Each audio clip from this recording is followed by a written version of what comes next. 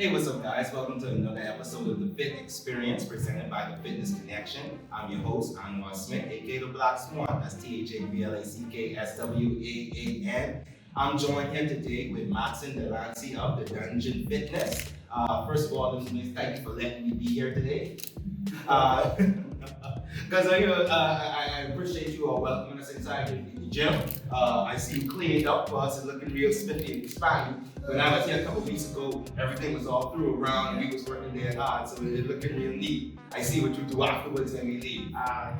Alright, so guys, like you know, what I've been doing, I've been on this fitness journey. I've been making stops all kind of different places. Alright, so on my journey, I ended up at the Dungeon Fitness on Madera Street. Let me tell you why I ended up here. I saw the Dungeon Fitness just driving by with a sign. It was just a real attractive sign. Had a big muscular man with some weights. So in my first impressions, I just thought it was a gym. So I go on Facebook, see what I can find. But when I go on Facebook, I started seeing some different types of exercises, some real stuff you see with the athletes and foreign and stuff like that. So that kind of got me excited. So I came here, hit them up, got everything set up, and we was in there a week later.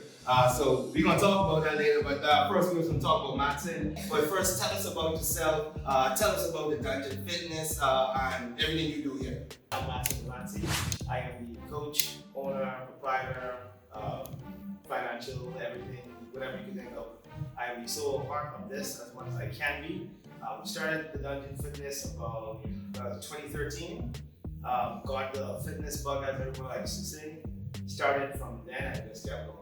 Did this in between while working at a hotel that I will not speak of at the moment. But did great. Did both things as best as I could until I got this to a place where I could start this and get this going on its own.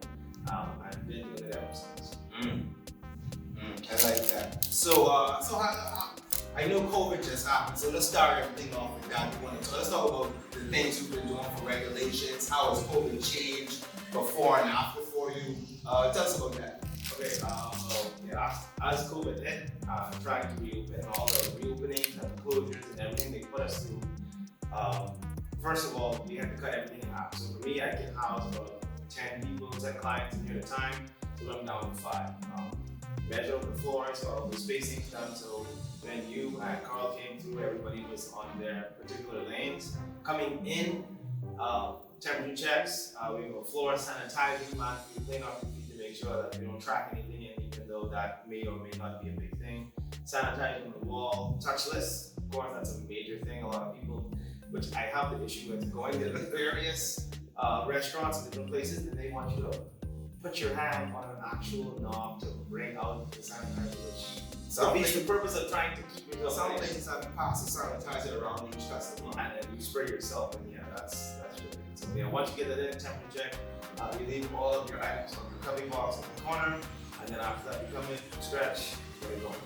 Alright, so it takes us right into the workout. So let's jump into that. Alright, so I'm gonna describe my experience and then you clean it up for me. Gotcha. Alright, so coming in, the first thing you had us do, first we had to do a form, fill out a form, name, age, little background check on medical history and stuff like that. So first, tell us about that first.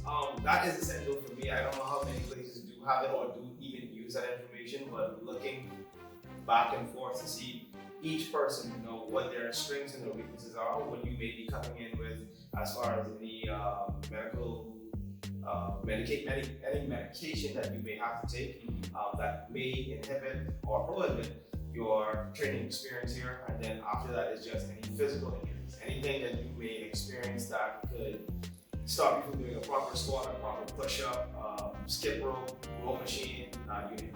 I appreciate you asking that beforehand because as soon as I started filming, I realized, hey, my knees ain't that good.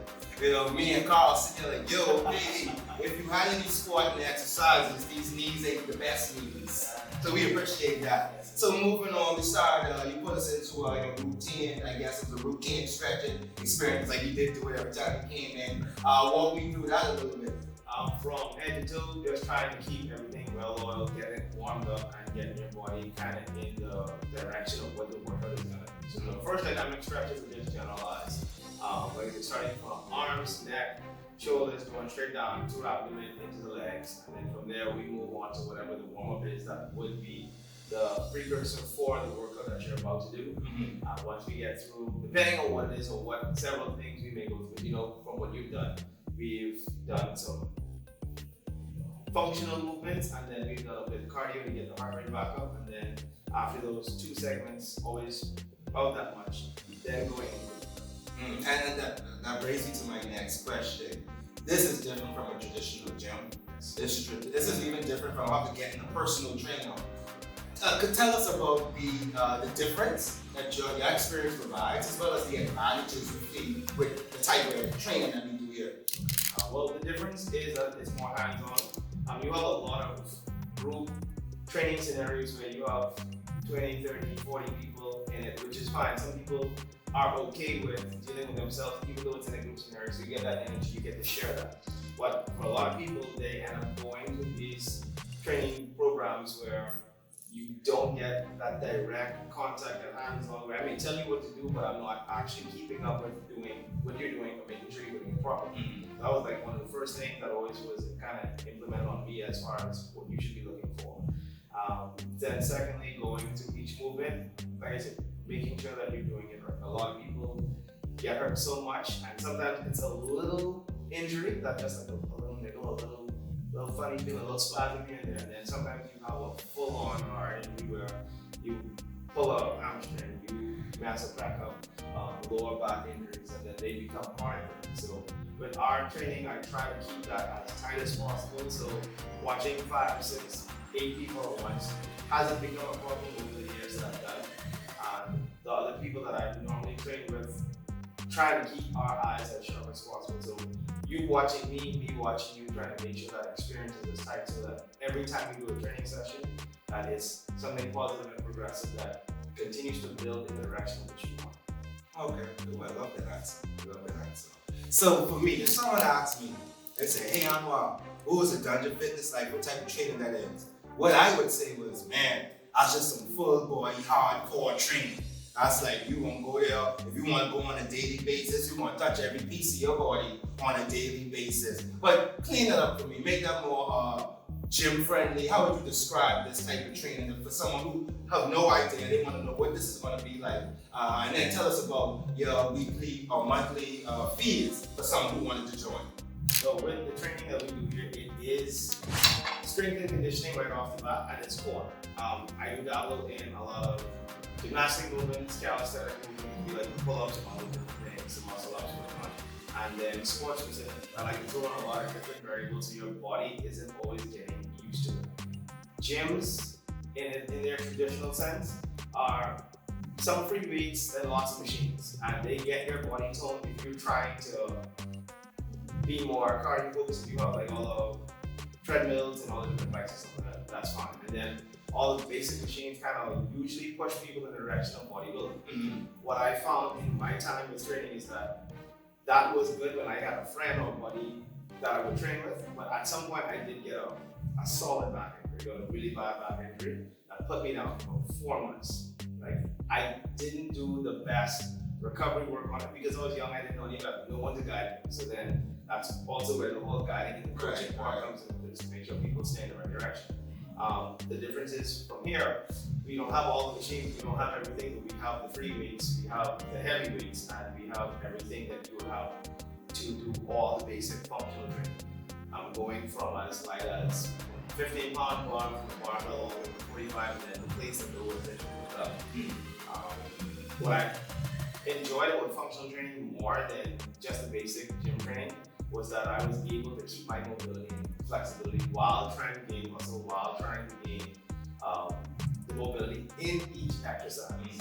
And that's what for me personally, not that it's a generalized thing that I promote to tell my clients that you shouldn't do it, but I just found that as something that you can do with an everyday process in your life versus just trying to go to the gym, you hit this machine, you hit that machine, maybe a couple of free weights, try to go strong the whole time depending, and then at the end of the day, either you spent literally 2, sometimes 3 hours in the gym when your body tops out chemically somewhere around 45 minutes an hour.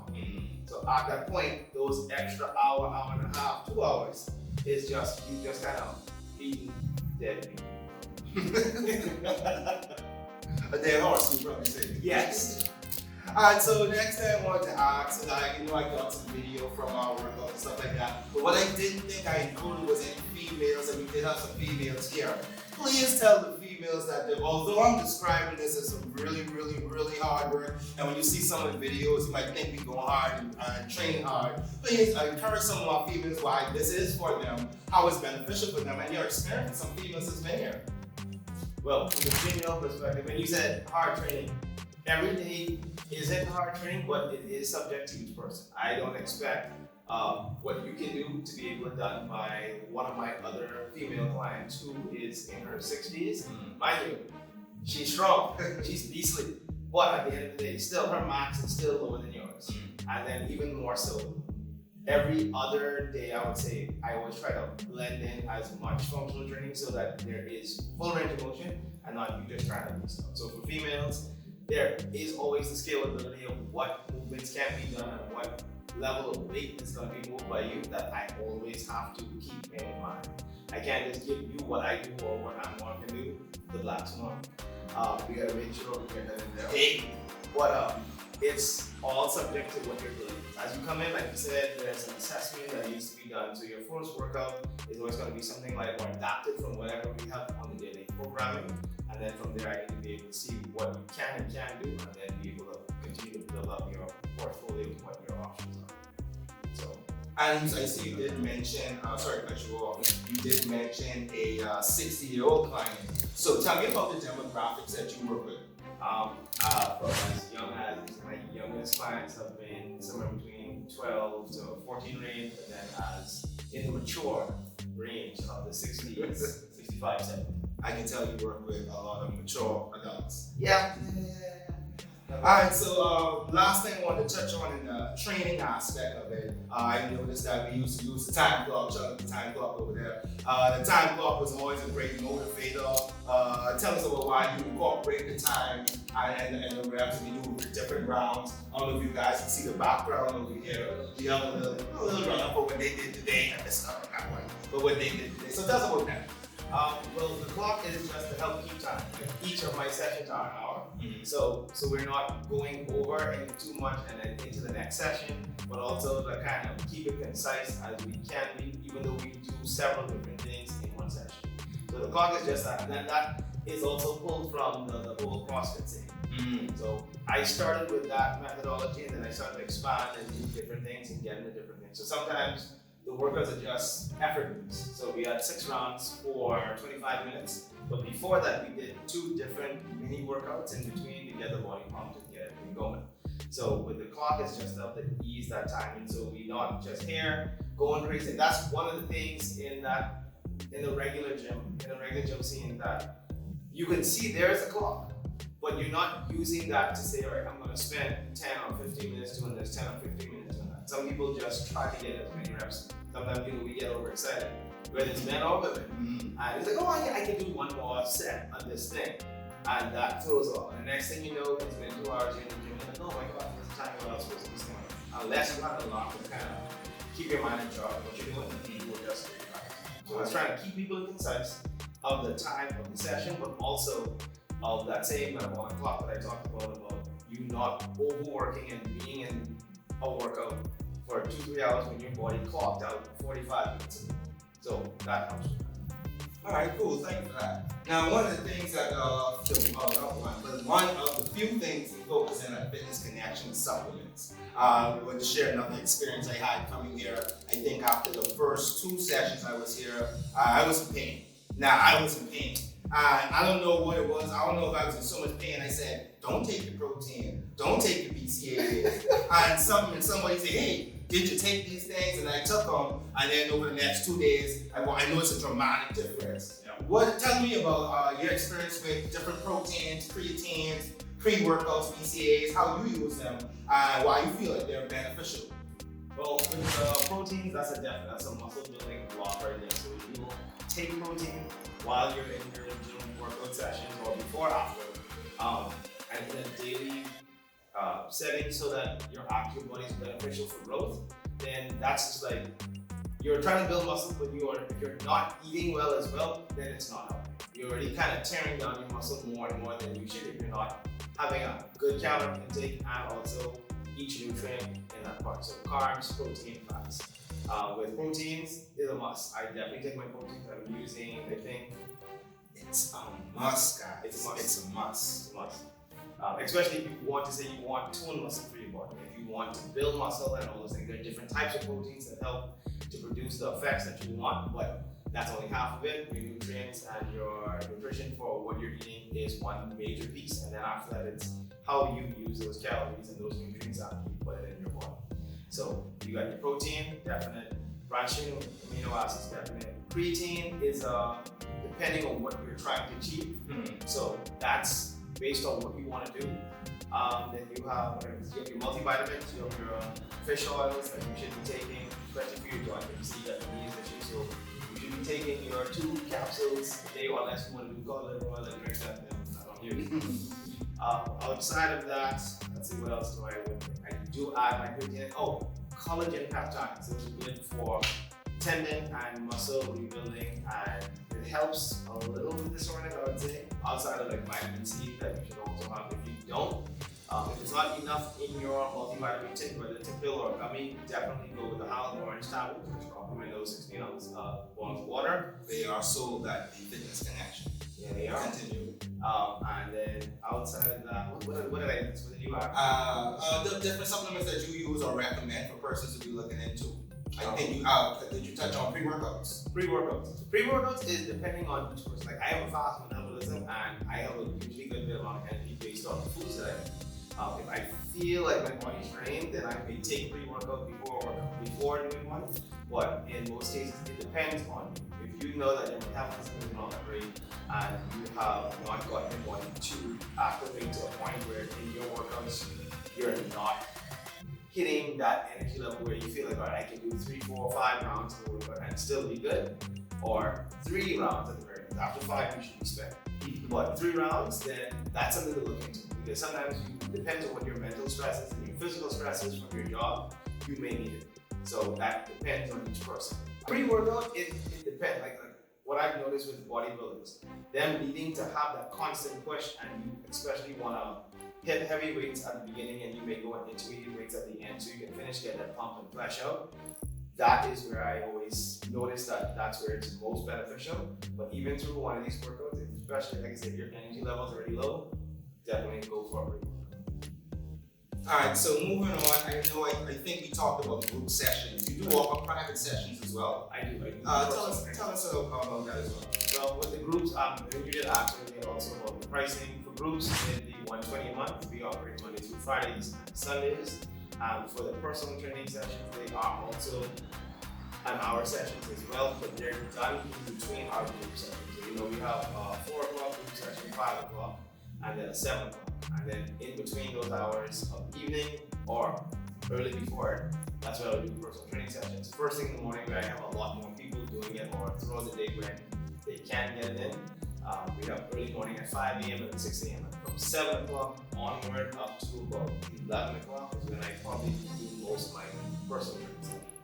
So there are spaces in between, so if anybody's interested, you can go ahead. We have Instagram, we have Facebook, you can check us out at Delancy Fitness, and then on our website as well, where you can work with our scheduling app. So if you want to actually schedule an actual training session or a group session, you can do everything through our website at delancyfitness.com. Alright, so I'm definitely going to put all that stuff on the screen for you guys. I have one more personal question to ask before we leave. This is a personal thing for me. While every session I've been here late in the night, I've been coming to the 7 p.m. sessions. You've been in here working with us. I think most of the time he was working with us. And I wonder, how do you do this all day? So this is a personal question to you. I know you start off at 6 a.m. How do you do this all day and still have the same energy by the end of the night? Well, it's passion, like right off the bat. The first thing is for me is this what I want.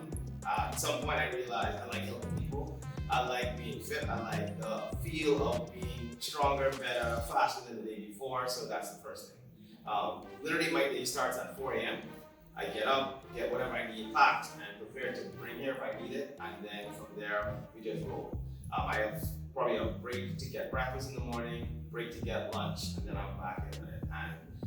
And people, like they say, you find something that you like to do and it's not a job, it's a career, but at the end of the day, it's still just that drive and passion of being here, being in an environment that I like to be in, and being able to help people, being able to learn from others as much as I take in all my information from certifications and different things that I do and different articles that I try to read every day so I can be more versed in the information I give.